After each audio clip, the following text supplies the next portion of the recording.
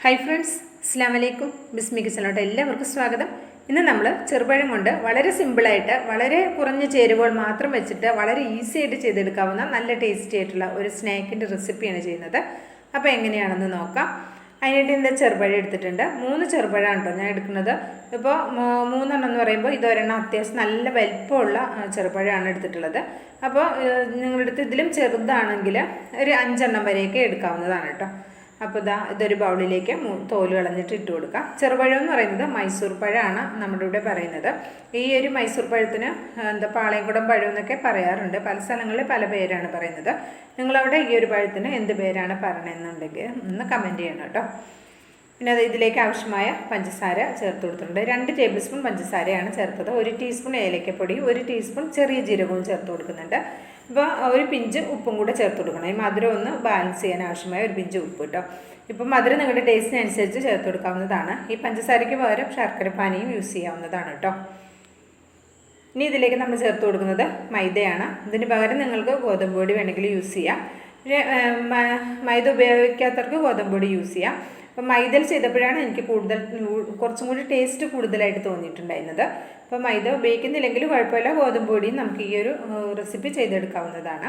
ഇനി ഇതെല്ലാം കൂടി നമുക്ക് കൈകൊണ്ട് നന്നായിട്ട് യോജിപ്പിച്ചെടുക്കാം. 250 ml കപ്പിൽ 1 കപ്പ് മൈദയാണ് ഞാൻ എടുത്തിട്ടുണ്ടായിരുന്നത്. അതിൽ നിന്ന് കുറച്ച് മാത്രമാണ് ചേർത്ത് കൊടുത്തിട്ടുള്ളത്. നന്നായിട്ട് മിക്സ് ചെയ്തതിന് ശേഷം വീണ്ടും ചേർത്ത് കൊടുക്കുക. ചേർത്ത് കൊടുത്തതിന് ശേഷം നമുക്ക് അവസാനം മാത്രം എത്ര മൈദ ഇതിലേക്ക് ചേർത്തു എന്നുള്ളതിന് നമുക്ക് പറയാൻ പറ്റുള്ളൂ കേട്ടോ.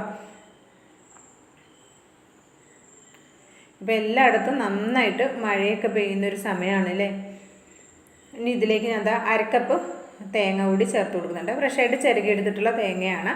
തേങ്ങ ഒരല്പം കൂടിയാലും കുഴപ്പമൊന്നുമില്ല, നല്ല ടേസ്റ്റ് ആയിരിക്കും. ഇപ്പോൾ എല്ലാവരും നല്ല സേഫായിട്ട് ഇരിക്കാൻ ശ്രദ്ധിക്കണം കേട്ടോ. അപ്പോൾ അത്യാവശ്യം ഞങ്ങൾ ഈ പെരിന്തൽമണ്ണയൊക്കെ നല്ല മഴയാണ് പെയ്തിരുന്നത്. ഇന്നത്തെ ദിവസമൊക്കെ ഫുള്ളായിട്ട് മഴയായിരുന്നു, ഒരല്പം പോലും തോർന്നിട്ടുണ്ടായിരുന്നില്ല. അപ്പോൾ എല്ലാവരും നല്ല മഴയും കാര്യങ്ങളൊക്കെയാണ്. അപ്പോൾ എല്ലാവരും സേഫായി ഇരിക്കാൻ ശ്രദ്ധിക്കാം കേട്ടോ. അള്ളാഹു എല്ലാവരെയും കാത്തുരക്ഷിക്കട്ടെ, ആമീൻ.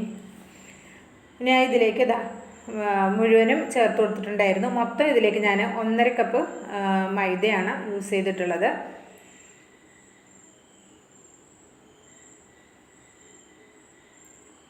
നന്നായിട്ടൊന്ന് മിക്സ് ചെയ്തതിന് ശേഷം നമുക്കിതിലേക്ക് കുറച്ച് വെള്ളം കൂടെ ഒഴിച്ചിട്ട് വേണം ഇതൊന്ന് കുഴച്ചെടുക്കാനായിട്ട്.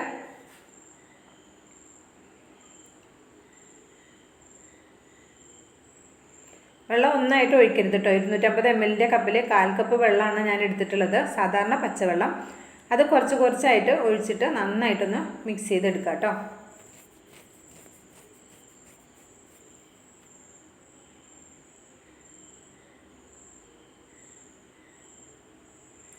ഇത്രയും വെള്ളം മതി. 1/4 കപ്പിൽ നിന്ന് മുഴുവനും എടുത്തിട്ടില്ല, കുറച്ച് വെള്ളമേ എടുത്തിട്ടുള്ളൂ. അപ്പോൾ നിങ്ങൾ വെള്ളത്തിൻ്റെ അളവ് കറക്റ്റായിട്ട് ഞാൻ പറയുന്നില്ല, നിങ്ങൾ എടുക്കുന്ന മൈദയുടെയൊക്കെ അളവിനനുസരിച്ചിട്ട് വെള്ളം വേണ്ടി വരും. അപ്പോൾ അത് എടുത്തിട്ട് കുറച്ചായിട്ട് എടുത്തിട്ട് മാത്രം ഒഴിച്ചു കൊടുത്താൽ മതി കേട്ടോ. ഇതിലേക്ക് 1 പിഞ്ച് അപ്പസോഡ ചേർത്ത് കൊടുക്കുന്നുണ്ട്. സോഡാപ്പൊടി 1 പിഞ്ച് മാത്രമാണ് ഞാൻ ചേർത്ത് കൊടുത്തിട്ടുള്ളത്, അത്രയും ചേർത്താൽ മതി കേട്ടോ. കൂടുതൽ സോഡാപ്പൊടി ചേർക്കരുത്. നമ്മളിത് റെസ്റ്റ് ചെയ്യാനൊന്നും വെക്കേണ്ട, ഇൻസ്റ്റൻ്റായിട്ട് നമുക്കിത് ഇപ്പോൾ തന്നെ തയ്യാറാക്കി എടുക്കാം. അതിനായിട്ട് ഒരു ചീനച്ചട്ടി അടുപ്പത്ത് വെച്ചിട്ട് നന്നായിട്ടൊന്ന് ചൂടായി വരുന്ന സമയത്ത് ഇതിലേക്ക് ഞാൻ ഓയിലാണ് എടുത്തിട്ടുള്ളത്. ഓയിൽ ഒഴിച്ചു കൊടുക്കാം.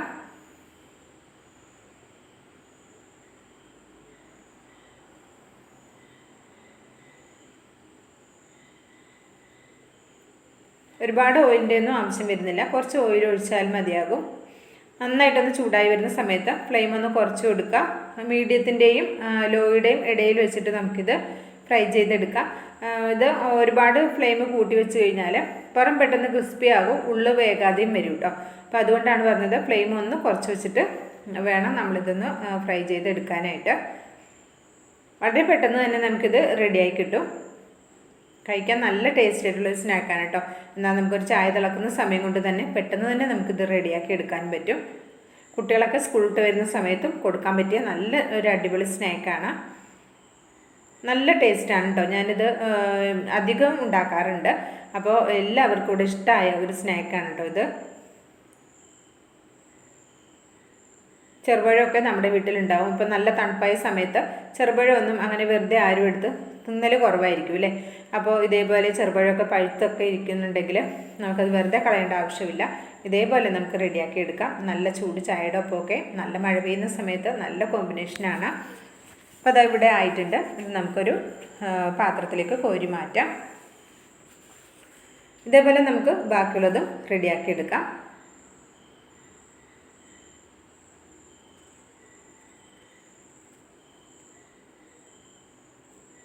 പിന്നെ മുഴുവനും ഇതേപോലെ റെഡിയാക്കി എടുത്തിട്ടുണ്ട്.